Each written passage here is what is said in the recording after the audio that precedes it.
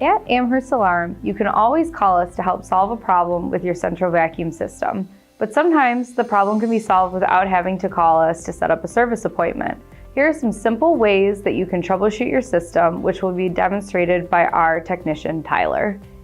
If your hose has a power cord, make sure it is plugged into an outlet. This is the only way power will flow into your power head. Check to make sure the outlet you're using is getting power.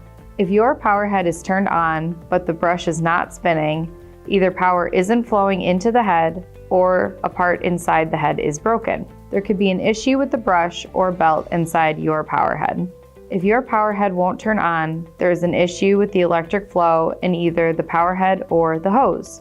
If everything about a vacuum is working fine, but it is not picking up anything, it is possible there may be a clog in the power head. Always check the power head to see if there is anything clogged in there. If there is, you can easily suck it out with your vacuum wand.